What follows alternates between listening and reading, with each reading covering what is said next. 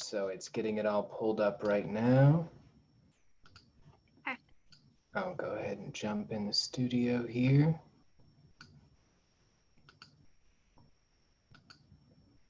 All right, excellent. All right, so it's getting it up. Okay. How's it going, everybody? This is Jax Atlantis, and today I have Atea from Psyche Infusions, a really awesome channel where she goes over all kinds of different things. She does monthly readings and weekly things, and she just put out a bunch of new videos, so make sure to check out her channel. How's it going, Atea? I'm well, thank you. How are you? I'm doing good. I'm doing good. It's been, it's been a productive day. It's been kind of a little bit hectic, but it's been very productive. What have you been up to? The same really, just going with the flow recently, trying to stay aligned with all the crazy energy shifts, I guess is a good way to put it. Right. Yeah, we've Um, definitely had a lot of energy shifts. And do you want to talk a little bit about the amazing meditation you just made for, it was like an encouragement message specifically for this time? oh, yeah, no, sure. Like the channel message that I posted, it was really strange for me because I woke up during the morning and I was just so panicked about everything. It was like I was overwhelmed with some sort of like pressing energy. So I went into meditation and I just aligned myself and asked myself what it is that I feel like I need the most. Yeah. Um, and then from there, I started channeling through messages, I guess, from the angelic realm. And I just thought, this is the perfect thing to share, at least to try and encourage other people to stand in their power during this time. Yeah. So No, yeah, I think that's important no matter where you stand. You know, surprisingly there's a lot of opinions on this. There's a lot of like differing views on it, and it's not just something that's kind of looked at as what it is. And I totally understand why. And at the same time, you know, at the end of the day, there's the things that we have control over and there's the things that we don't. And I think it's so important for us to find empowerment no matter where you fall on that scale. No matter, you know, there's some people that, you know, this is very much like a blame game, like this particular oh group yeah, or person's responsible for this and that part of it. And oh at yeah, the end of the day, like we're all individuals who have lives to live, and you know, we got to find how we're going to move through this. Like, what are we going to do as individuals? So I think that's exactly. awesome that you did that video. So Yeah. what are some of the things that you post about on your channel a lot? Because I know I've checked it out and seen some pretty cool stuff. Well, I try to at least post monthly updates or weekly updates for the zodiac signs. And I like to try to reaffirm, how the alignments can affect you and what it is that I'm reading on. But I also do a lot of pick a card readings on topics that I feel is just best fitting for the collective energy that I'm aligning with. Yeah. And yeah, I just like to give people the opportunity to maybe have their own personal reading in a nice way. That's cool. No, that's really cool. And one of the things I liked about it, you weren't using, I mean, I believe you had used tarot before, but you had done a pick a card with totems. You had used animal totems. Yeah, Yeah, I thought yeah. that was really awesome. You want to talk a little bit about that? I remember one of them was the turtle totem, because I think that's the one I had picked. Yeah. So sometimes I feel like we resonate with different trigger objects better. So a lot of the time I find that animal totems are one of the best ways to kind of connect with other people and the energy it is that they're aligning with, because it represents the elements, the strong points of the totems, what it is, the gifts that they hold and things like that. And I just feel like it's a nice way for other people to identify with different energies in that way. Yeah. For No, other pick a card, sorry. no, go on. For other pick a card readings, I do like just numbers or crystals or sometimes light language symbols. And I just let people resonate and use their own intuition to pick where they need to be. Now that's pretty cool. I definitely have to check that one out for sure. The light language, that would be super awesome. Yeah, I met you back in I think November of 2017. I think it was Yeah, November. Might have been around that yeah. time.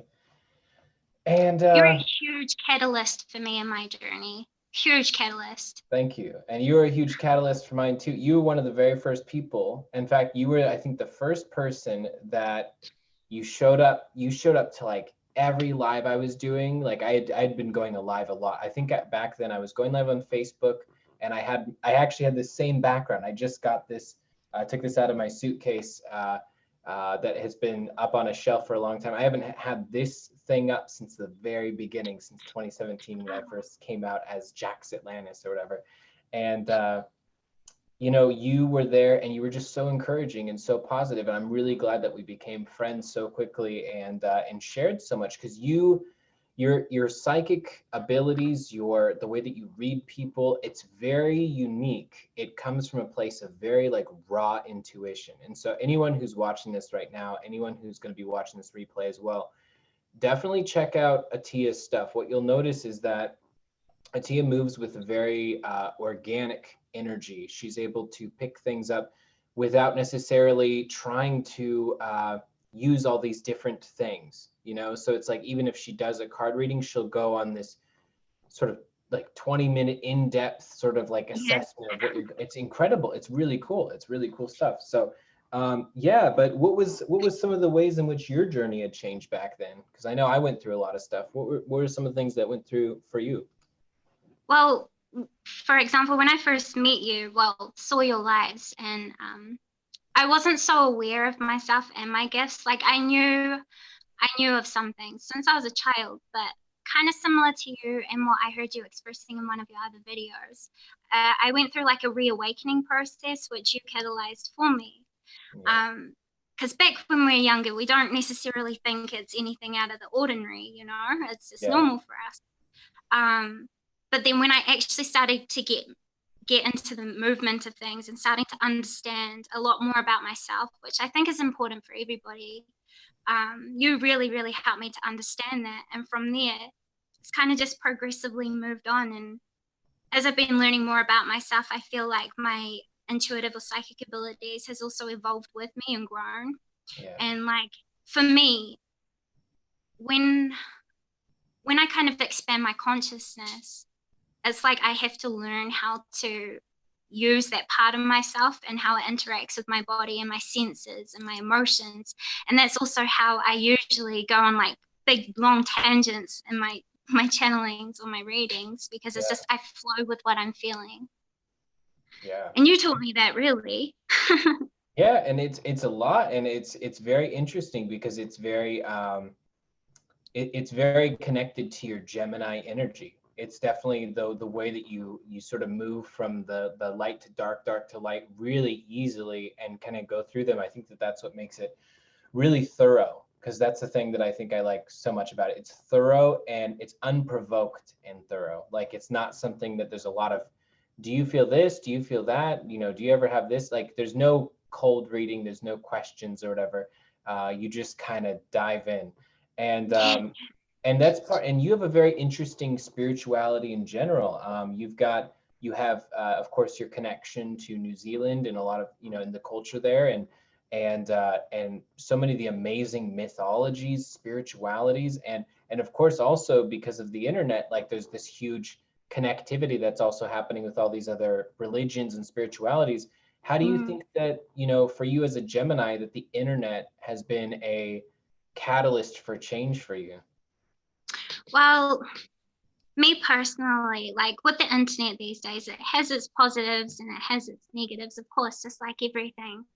But I feel like me being a Gemini, I'm able to identify with the not so positive as well as the positive and not ignore either of them. So I can see how it is that I can kind of bring a balance to it for myself and my personal life, as well as other friends or, you know, other people. But it's really helped me to grow and understand that the world is not so, it's not so big as what it used to be because of the internet. You know, we can all connect in that sort of way. But when it comes to spirituality, it's kind of confusing for me at the moment, because I'm still not sure where I'm at and how I feel about all the different sorts of opinions and understandings and expressions of things. Because I don't believe that one way is wrong necessarily, or right. It just is what it is. And I feel like that's where the division kind of gets created and the issues gets created, because everyone wants to be right. rather than just maybe exploring the possibility of it being a thing, I guess. No, I use this sort of little example all the time, but to me, it's like it is as simple as this. You've got one guy over in the East who one night has a vision while he's looking in the fire, and he quickly tries to figure out why that happened. And so he's like, okay, well, I had the vision when I was looking in the fire, so spirit must come from the fire. So there must be like a fire god that created us.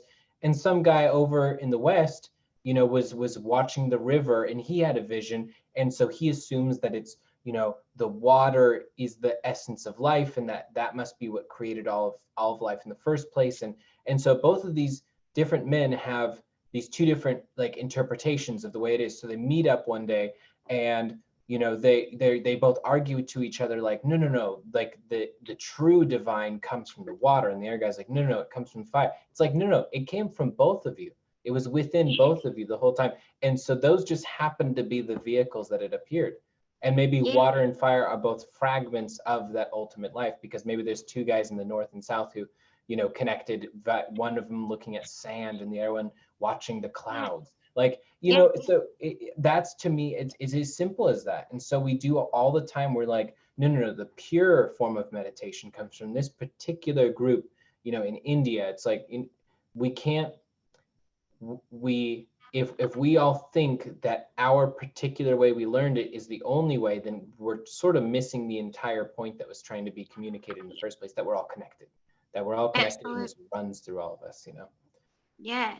And that's so important. That is so important, because that's the whole point of collective consciousness. Right. It's like it breaks down the barriers. The tools that we use, I guess, it's helpful, but it's not the main cause or the main energy source, I guess. I don't know how to put it, but it shocks me sometimes at how much we create some sort of almost argument, I guess, as if it between can us. be argued, as if there's some sort of original template that has everything written down, in all the different opinions, or all the different facts, as if they're written down somewhere, and we're all arguing on the logistics of it like it's academic, as if we're arguing about, the creation of an engine, or some scientific fact that we can all look back at the original instruction manuals and the original blueprints and schematics and sort of like finally come to a conclusion. And we can't with spirituality. And that's, to me, part of the magic. To me, my conclusion at this point is, if you want to be wise, stop seeking the answers and start seeking the questions. Like, let yourself experience the things that would give you questions in the first place. Let yourself be in this moment, present moment style, and have a vision, have a feeling, have a intuitive pulse that leads you in a direction, and follow it and see where it goes. Follow that rabbit, and it might just lead you to a wonderland. And it might be confusing, but maybe that's okay to be confused. There's too much to know.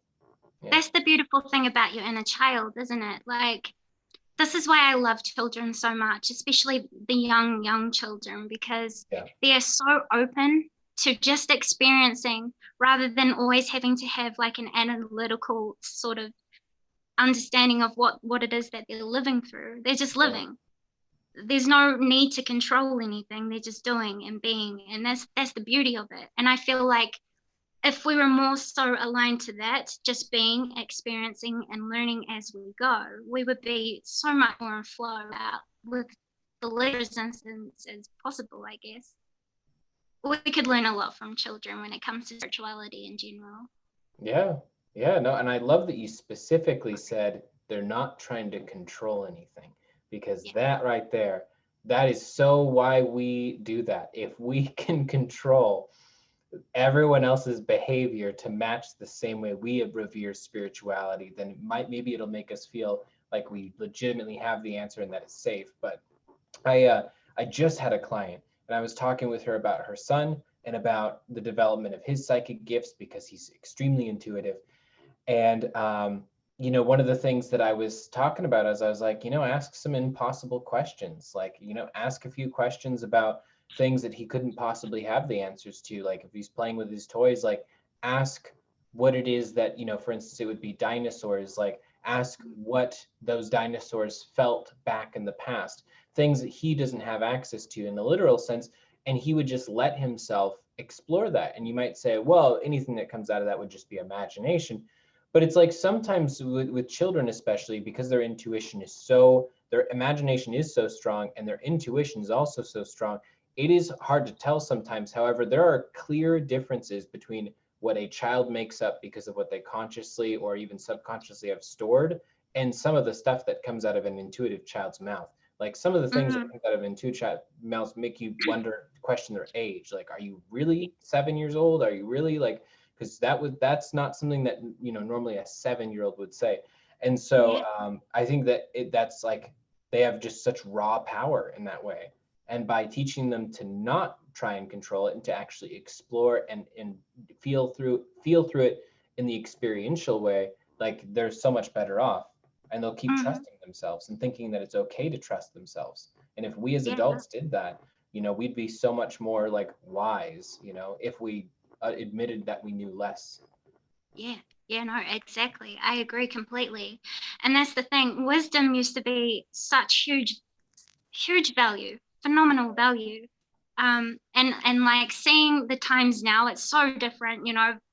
Wisdom is so underestimated, and that's the beauty about children as well, especially children who have a secure and safe space to kind of explore their psychic abilities, Yeah. especially the wisdom that we could actually learn from them would help us probably benefit a lot of different things in general, especially with freeing ourselves. Things like understanding our imagination and our intuitive abilities, and then also understanding how to interact with one another with love. And Yeah. that's a big thing in children. And something that helps me a lot with my readings and when I connect to people, all of it comes from a place of love and wanting to help and benefit others. And that's what children do as well. A child falls over, another child is going to run to the child, pick the child up, give them a hug and say, it's okay, let's go play. Yeah. Adults don't do that anymore. It's like, you've got this, toughen up, handle it, and move on. Yeah. It's like, why?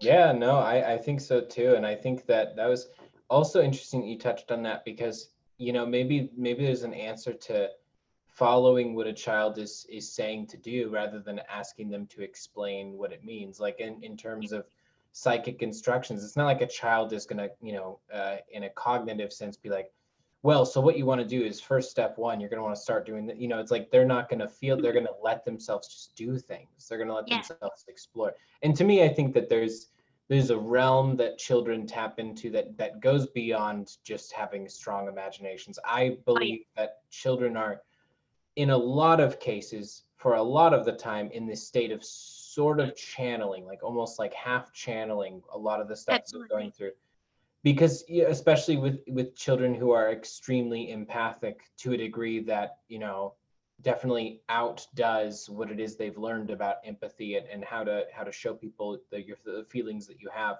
how to know what people are going through micro expressions and things like that. Some children just know. They just know Yeah. when something's going on.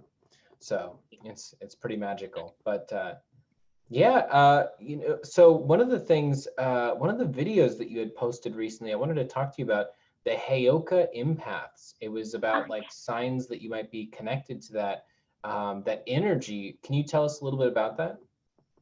Well, this is just my opinion and Yeah. my understanding of the Heyoka, of course. But to me and my understanding and from my experiences, I've come to understand that the Heyoka has an amazing ability to understand the duality of life, and they thrive during things like transformation processes and things like that, which is natural for channeling and styles. And what a Heyoka actually is someone who has a very deep sense of self mastery over their empathy. At least that's the way that I've understood it. Yeah. And everybody kind of has the ability to develop themselves or evolve into a Heyoka. It's just there's so many labels that we've attached so many things to. It's kind of almost prevented people from developing that understanding that they can be this, they can reach this level of self-awareness. They just need to be more self-aware by coming inside of themselves and learning and understanding how it is that energy is communicating with their senses and things like that, you know? Yeah, no, I think so too. And I think that's interesting, that point about mastery. Like, to you, when it comes to emotional mastery, is that something that you feel is a huge thing to work on in the collective right now? Like emotional mastery and the development of not controlling feelings, but to actually have a positive relationship with them. Absolutely. I think it is something that is so important for the individual as it is, because with self mastery, we all go through the same sort of expressions of emotion. And how, this is just the way that I see it, but how can we relate to another if we either ignore our emotions, we're not in touch with the sides of our emotions that we, feel vulnerable with embracing, I guess. Like a lot of people feel that if they were to accept and explore their negative emotions, or what we call negative, that they would break, when Yeah. really, if you know yourself and you know your emotions, you're going to know everybody else's expressions of emotions. You're going to know how to relate to them and to help them to heal alongside of yourself most times. Yeah. And I feel like it's so important when it comes to ascension, your spiritual journey and stuff like that, because gosh, without that sort of knowledge, how do you expect to grow if you're not whole by accepting how it is that you experience your lifestyle, your emotions, all the things. Yeah, yeah, no, I love it. That's something I'm extremely passionate about. I try and do everything from the angle of how can it make you stronger? How can it make you happier? How can it make you more honest? How can it bring to you what it is that you desire? And how can you bring these things to yourself? And how can you no longer feel like you have to wait for anything? Because I'm very anti-waiting. I'm not necessarily saying, hope is a bad thing. But when it comes to waiting for things, hoping that things change, it's just such a non-action that allows the truly difficult forces in this universe to continue to thrive, and it disallows you to step forward into any kind of empowerment at all. I once wrote this little essay on, it was called something like a respectful friendship with hope. If you think of hope like a person, Wow. are you going to Yeah. constantly rely on this person and never Yeah. give anything back and create some of that hope yourself? Are you going to be the thing that, another person's hoping for something too? Are you going to be someone that steps in and provides whatever that thing is? Because, Mhm. if so, that's awesome. It's just like, we don't need to wait around. Like, hope should be something that we have once we've exhausted all options, which we've done everything we can possibly do. And I think it's important, especially nowadays. With the internet, we can do everything faster, including having emotions, good ones and bad ones, including identity crises, and a lot of these things that seem so important in the moment because they're connected with an addiction. Because we all know that technology is created to be addictive. That's not like a conspiracy theory or a secret. It's just literally the way that they're made. Um, Mhm. with that, we have all these, negative emotions. And I think that emotional mastery is something that really helps us out with that. Self mastery, of course. And to me, one of my biggest flaws and the things that I'm working on, and I think it'd be cool to share, part of mastery that we're working on. Yeah. For me, my biggest thing is that I am not naturally industrious. It's not that I'm definitely not lazy, but when it comes to the things that I don't necessarily want to do, like going on the back end of these videos and putting in the tags and putting on the thumbnails and the sharing it out to the places and making sure to have the hashtags, and for all of that stuff, that none of that in particular, a singular task is that hard of work.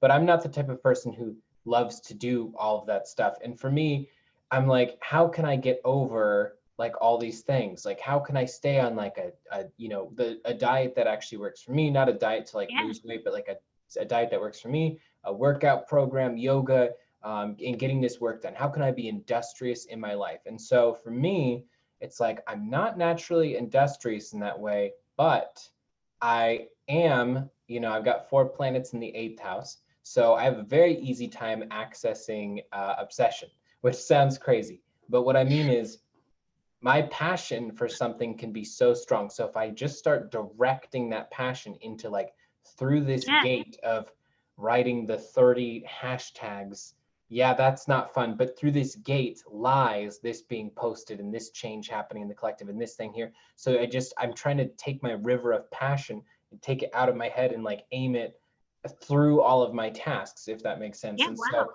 you don't have to just be like, I need to become industrious. It's like, no, find your alternative route. You know, Yeah. Yeah. some That's people are going to all. be super clever and some people are going to be super empathetic and all these different ways of doing it, but find your way. You play to your Yeah. strengths, play to your strengths. Oh my gosh. That is so important. Yes, you Yeah. are so right. And going back to the hope idea that you were mentioning Hmm. earlier, I think hope, the idea of it is beautiful. Of course Yeah. it is. All practices and beliefs and all the things are beautiful, of course, but it can also become extremely damaging to your own self and Yeah. also your own manifestation ability. Because if you're not, it's kind of like talking the talk but not walking the walk. Right. It's not effective. And then it becomes self-sabotaging and then it rolls and spirals out of control almost. And you're like, well, what am I doing? So Yeah. I think it's real important that people are able to come to a point of self-awareness in order to identify what the problem is, accept it, and then start to just work on little things every single day that will help to motivate you towards that sense of achievement. And from there, you're re-empowering yourself as it is. And Yeah. as you were Yeah. talking about, yeah, when you were talking about like self-mastery, one of the biggest things that I struggle with myself, because I'm extremely obsessive with my passion as well. Yeah. Extremely. I will sit there and research all day, all night, all the things. And a lot of the time, when it comes to recognizing within myself where my obsessive behavior of gathering understanding and collecting information to back up what it is that I feel is right for me, Mm. I self-sabotage really, really bad there. Yeah. And that's a point of self-mastery that I'm working on most, is just feeling confident with what it is that I have to say without having to have little facts in the background to back it up, and just speaking my truth and being satisfied with that. And I feel like that's a big thing that's being highlighted in the collective in general, is people feel like their opinions and their understandings are invalid without information or facts all the time. You know Yeah. what I mean? No, I think that too. I think that's super important. I love this conversation because that just triggered this whole other thing. So I want to hear your thoughts on this. And my view on negative emotions in Mm-hmm. pursuit of self-mastery. So Wow. negative emotions, we all have this thing where we're on this spiritual path or we're on an improvement in life in general. And so say for instance we have like an anger issue, right? We get angry really easy and that's our thing. That's our negative emotion. A lot of people come from the angle of saying, I'm angry, I need to stop being angry, I need to be like those other people. You compare yourself to someone else, I need to be like those other people who are more zen, who are more calm. To me, that approach, I think it's obviously in a good direction to want to change that about yourself and to be self-aware in the first place. But I like to take it from this other angle where, if you give love and acceptance to your anger, if you treat your anger as if it's valid Yeah. and, you fall in love with it, then you don't have judgment on top of an anger issue. Yeah. Because on the other way, often you'll judge yourself, compare yourself to other people, and keep saying, oh, I'm not like them yet. I'm not like them yet. And you keep going into the external. Take it to the internal. Fall in love Yeah. with your anger and be like, this anger is a part of me. So I love this anger. This anger is wonderful. But like, what am I going to do with it? And so it's much easier if you fall in love with your negative emotion. This sounds crazy, but if you fall in love with it, then it's easier to accept it, then it's easier to do something with it and channel it into something positive. Because anger is great if you channel it into assertiveness, like maybe not anger, aggression. Yeah. Aggression is No, wonderful if for you sure. channel it into assertiveness and into passion and into all these different things you can convert it into. And trying to eradicate in this very puritanical, almost like it almost has like the what's it called, the crusade kind of vibe to it. It almost has like this purifying the darkness in a over extreme way sort of energy. When you go about it that way, I think that's definitely coming from the right place to want to change and be better. But try loving your negative emotion and try doing Yeah. it. For me, the meditation I always do, if I'm angry, then I just, I sort of visualize this copy of me, a clone of me, and he is the anger. It's this same me Yeah. that's me. But, so I talk to him like, what do you want? Like, Exactly. what can we do? Like, what do you need? What is it you're happening? And just that conversation improves acceptance, because there's no avoidance, there's no wishing it was gone, hating it, Yeah. any of that. It's a part of you. And so you can, the moment you love it, then it will stop being what it is that you wouldn't love in the first place. Yeah, no. Well, that's a very, very good point, what you mentioned, because I do a similar process myself. Like, for such a long time, I tried to avoid my negative emotions. Mm. And with doing that, you're going through cycles of self-neglect as it is. That goes against the whole idea of self-love. So if for me Yeah. personally, yeah, see, for me personally, if I sit there and I'm feeling some sort of way and I'm not happy about it, I'll sit and I'll ask myself, what is it that I'm actually feeling? Taking away the action that I would express the feeling through, I'll just ask myself, what am I feeling? Why do I feel this way? And why am I trying to avoid it? I try to experience it, but in a healthy way without enacting. And that way I'm starting to learn to understand myself more. And from there, I can start to learn how to love myself and then turn that once negative aspect of myself into something more positive, because I'm learning how to understand it, how I can utilize that energy in a much more positive way that is more beneficial for myself and other people around me. If Yeah. I can't do that at that time, then that's fine. I'll accept it, I'll acknowledge it, and then when I'm ready, I'll work through my processes of questioning myself like I would question a friend. I try to treat my emotions or my negative feelings and negative experiences as if they are just an extension of myself. And why would I beat that thing up or neglect it if it is me? It's coming through me. So, of course, Yeah. it's a part of me.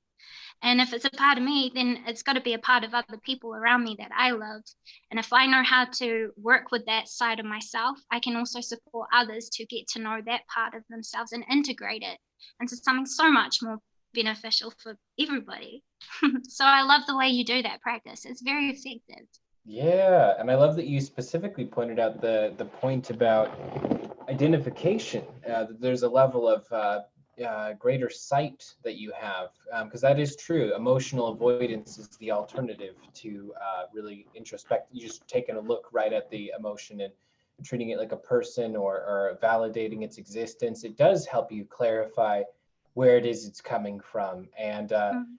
I think, thoroughly, it got really called out in this last year, but it's something that still is out there, definitely in different shades and different degrees. But, emotional bypassing, specifically spiritual bypassing, the Yeah, concept of, no, everything is light, and therefore this emotion's not happening. I'm not having this negative feeling. It's like, dude, like you're gonna dangerous. put yourself into a psych ward with that, because that is like really damaging stuff. Like, Oh, yeah. to avoid anything. In fact, it's using a cult technique. That is one of the techniques, is thought stopping.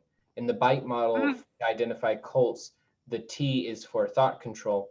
And thought control, one of the greatest tools for that cult leaders will use, is they'll stop the person's thoughts through usually putting them in some sort of trance-like state, and then, when the person starts asking a question, you're like, no, you never ask that question. Whether they use the word blasphemous or for whatever reason, you never think about that. So You never not think about that. good. And you see, like, it's like a self. It's like being a cult leader to yourself and treating yourself Yeah. that way.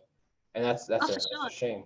You know. It's it's one of the most common self-sabotaging cycle that I see people in is neglection, or it's just like balance, right? Everything good has a little bit of bad. everything bad has a little bit of good. It's Yeah, just what you choose to do with it and how you enact with it and how you choose to understand it. If you're neglecting it, then of course you're never going to gain that wisdom or that right. sense of self-control over the situation. You know, it's like opening a book. Exactly, exactly. I love that. I love that. And you know, it's funny because the collective, it was kind of like they really picked up on it a few months ago and started going after it hardcore when they saw it, the emotional bypassing. And it's interesting Yeah, because directly before that, there was this huge insurgence of like power that came to quite a few specific spiritual figureheads that were pushing that energy. And so we won't even have to go into any of them in particular by name. But there was a few of them that I can think of off the top of my head who it's as if suddenly they stopped that technique, or suddenly they came out and made a video about spiritual bypassing and about not doing it. And it was kind of funny because they were, progenitors of that energy before. So I think it's a yeah, really positive step forward. I think that it's also one of the things that makes it so that people who are not spiritual, quote unquote, actually can find this information and these energies accessible, because I think that that's one of the most beautiful and helpful things we can do, is to make sure that people who weren't necessarily drawn to any of the esoteric stuff or didn't yeah, want to go into any of this, but they do want to find that mystery. They want to tap into whatever the heck it is that guides the mechanisms of this universe. For those people who are sensible and logical and they like to do things just based on evidence, I think that being able to come from this place where, because emotional mastery, self mastery, this is applicable to anyone.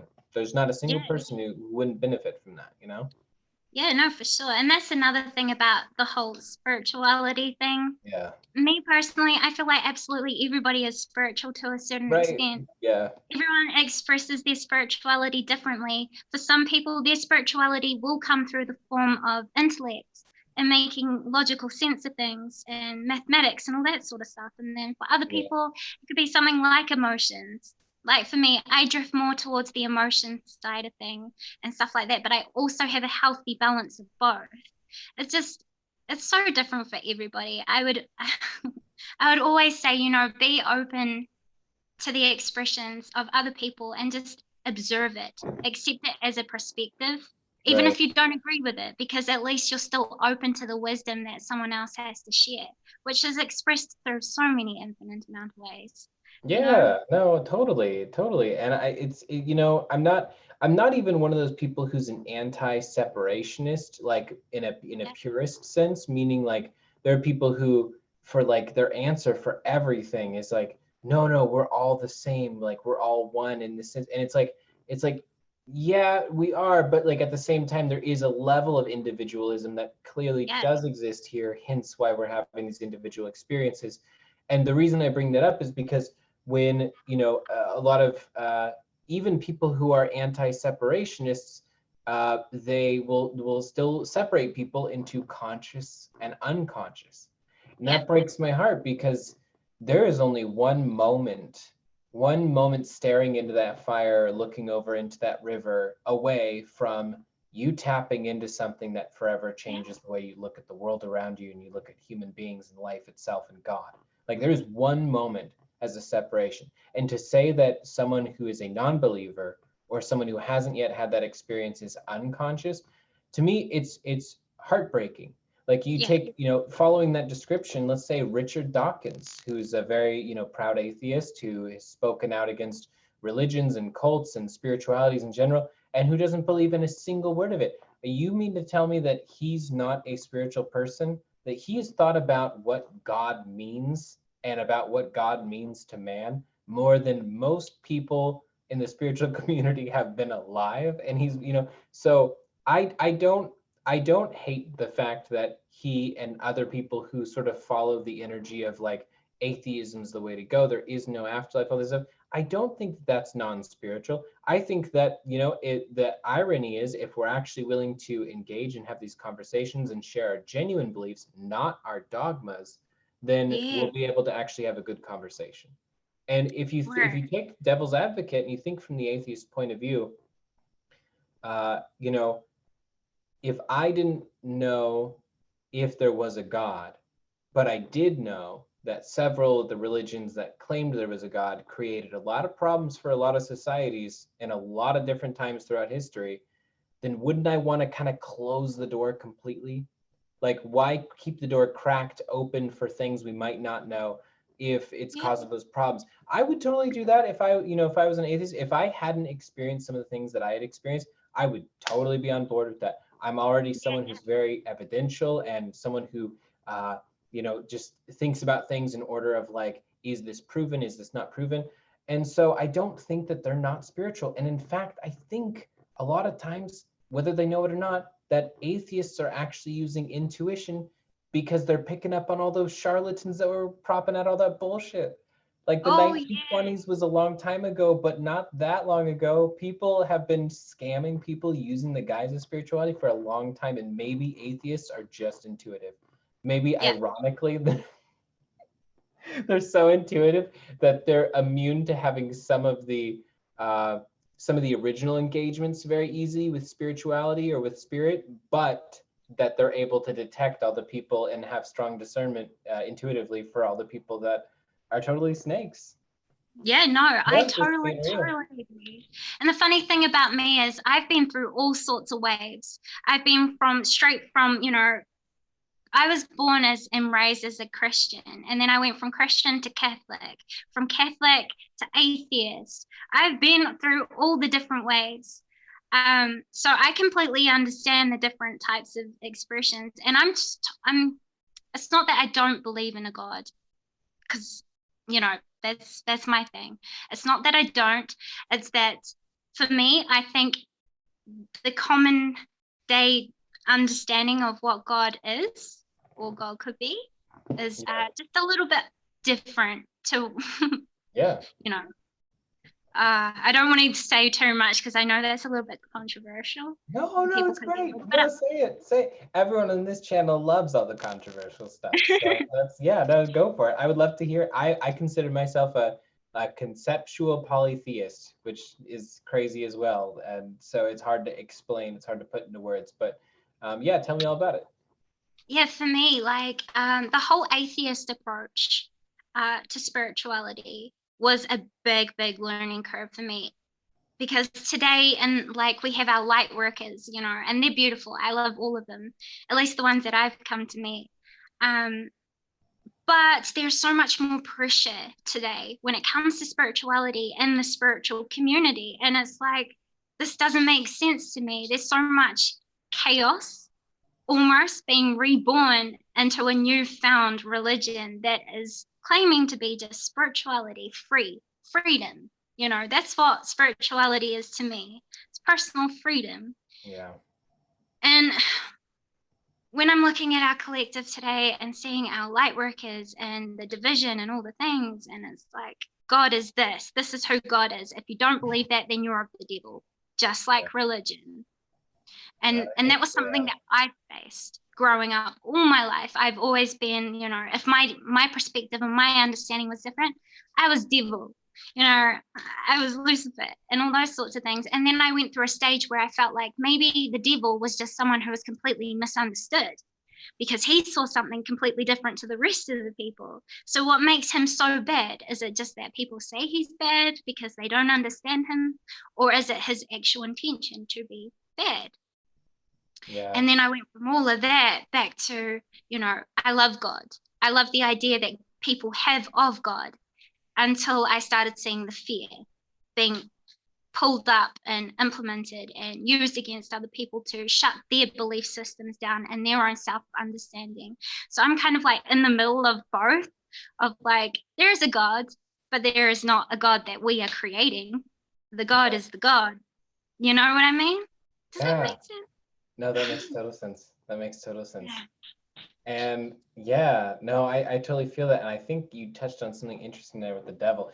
I like to run everything through the yin and yang. And so I Yeah. always, whenever I'm delving into a new thought or questioning something that I believe, which I do all the time. I have I like to question what it is I go around saying a lot so that I can make sure that There's nothing that I'm missing, nothing that I hadn't really thought about, nothing that I'm becoming dogmatic about, which is the very Yeah, thing that I'm yeah, seeking. And if you think about it, under that lens, the devil is either bad but necessary, has some good necessity, or good but viewed as bad.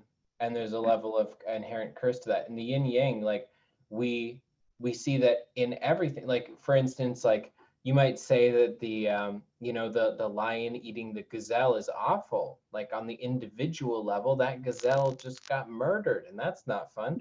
But the thing is, the lion's murder of the individual saves the gazelle collective, because the gazelle collective, with no lions, they would go around eating all the grass, and then suddenly yeah. there wouldn't be any food after they grew and grew and grew, and then it would just be a gazelle apocalypse. It'd just be all the gazelles dead all of a sudden. So like the lions save the collective by doing bad to the individual. And now, of course, we're not suggesting that in a literal sense that lions are bad for eating gazelles. But the Yeah, point yeah, is that every difficult or bad thing that is out there has some necessity or purpose to it. For instance, like you take murder, almost no spiritual person ever would ever say under any circumstances that murder's okay, which is a very fair thing to say. At the sure. same time, any person I know who's like, take a mother for example, if anyone, there's like a classic line that I hear from mothers specifically a lot, like, oh, I would never hurt a fly, but if anyone tried to hurt my kids, blah blah blah, and they don't finish the thought. Usually they kind of trail off. But it's like being real, like you would use violence or murder to like save your children, right? Yeah, Because that means that the act of murder, of course being an evil act, but that there's clearly the necessity under those specific circumstances, which means that you can't reject murder itself, no matter how much you want to. You have to yeah, no, obviously reject cold-blooded murder, but self-defense is different. Defending your family is different. And we have to be real. And now, of course, there's not a ton of scenarios in life where you're ever going to be in the position with a gun here and like maybe your kid over there and the robber over there. But at the same time, like these things have happened, and it's not impossible by any means, and it's happened enough that we have it on our minds. And so yeah, it's that's part of it. There's necessity. I love where this conversation has gone yeah. kind of to some random ass places, but I kind of love it. So yeah. Yeah, no, I agree with you. It's just like, well, this is the other side of things as well. And I don't mean to complicate anything, Yeah. but it's like murder, for example, on the outside and in our third dimension or the reality that we live. Yeah, for sure. It's not a nice thing to have to be witness to or be exposed to. But at the same time, how do you know that there was reverse roles in a past life if you believe in past lives? Oh, now you took it to another level. Okay, Yeah. let's go. So they're creating the balance. Sometimes, even though it's not a nice thing, of course it's not, but there's always purpose, even if we might not understand that purpose in the moment. It's all about just, working through it, working above it, trying to create more from something that was not so positive in the beginning. At least Okay. that's the way that I approach most things. So, okay, so hold on. That just triggered a really cool. So purely theoretical, everybody. This is not one of my views necessarily yet, but maybe it will be. So I always look at the universe and this, specifically the system of reincarnation, collective energy and intuition Oh. and these visions. I look at it as a great equation, right? Mm-hmm. That it's all these different millions of independent variables and these mechanisms that make it seem impossible to understand, but actually from the point of view of maybe a pure light being or something, you could understand it. What if every person in this lifetime who murders someone specifically was murdered by the other person in a past life, just like you were saying, but that it's to create a perfect counterbalance, that the Yeah. statistical likelihood of a murder either being party to one or being the murderer is so likely in the in the collective sense, that each and every time it's always a counterbalance that happens, Yeah. even Well, if it's it's at the like, same time. yeah, it's like it may not, even if you don't believe in past lives, for example, you could imagine it as creating a balance through your DNA. Someone in your DNA line may have done something to Whoa, someone in oh their God. Now DNA it, line, and then boom, oh balance. You God, know? yeah. Yeah, yeah. See, these are the sorts of things that I've ticked over in the past many a times. That connects to that. I just was hanging out with a friend like a month ago, and she had showed me this movie called Assassin's Creed. Oh In yes, the movie, it's based off of a video game. yeah, And yeah. the Assassin's Creed idea, people's DNA of their family lineage holds the memories, and so by Mm-hmm. hooking you up to this machine, you can be put back in time into the memories of your family Whoa. lineage, and so and sort of act out what they were doing. And so this guy's an assassin and whatever. So that's like a whole other element to it right there. That Mm-hmm. sounds like that'd be so crazy. What if yeah, how would that technically work? Yeah, I'm not exactly sure on the logistics, but that sounds really cool. I would love to think more about that. I love that though. As far as Yeah. reincarnation in past lives, what do you believe about that? What's like your general theory or feeling on that? That's a really good question because it's not one that I've been asked a lot about, really, though I've spoken about it a lot. It really does depend on the individual, I guess, and I would have to feel out individual energies. But for Yeah. me, in general, um, I believe there are people who are connected to past lives, but not everybody. They Whoa. could Okay. be, yeah, they could be connected to like long lineage lines, and then they have been formed into their own independent consciousness because of a lineage line. Does that make sense? Whoa. Yeah, I never thought about it in that. I've never theorized about that before, but that's awesome. Go on. It's Yeah. like manifestation almost. So like a deity, for example, this is just the easiest way that I can put it. A deity, we're saying that we need a savior, and we're saying all these things. So we make songs about it, we write books about it, we make mythology about it, and then we start to use the energies to create and manifest a certain type of consciousness that Until will we then pass literally down a do. lineage, and there you go, you know, Oh my incarnate. God. Yeah. For other people, an example, those who have reincarnated. For me, I believe I have reincarnated a few times, not many, not here at least. But this is the other thing. Just because you reincarnate doesn't mean you've reincarnated from a human form previous to now. You could have Right. reincarnated from an energy source that a star was emitting into a body. It's very, yeah, wild. That is like, that's crazy. That's beautiful. To think of as the concept that saviors have existed in a sense, but it's in a way they were summoned or manifested Yeah. through a lineage. Like, that's a cool thought. I've actually never heard that thought positioned before. I've heard iterations of some of these other things before, but that's that's really cool. So you just channeled that one day, or is that just kind of always been like a feeling that you've had? It's a feeling that I've had, but I've never really had a way to put it into words until just now. So Oh, snap. Okay, I was the catalyst for that. I feel so proud of yeah, yeah, myself. That's great. All you right. were Well, our work here's too. done. You guys, spirituality's all figured out. We got it. So, um, yeah, no, for Thank sure. I just realized what time it is and just realized that I went a little bit over time that I was planning for. But Atea, oh, that's you, as always, have been an amazing friend. You were the most supportive person there in the beginning of my journey when I was still very nervous going live, very nervous going on camera.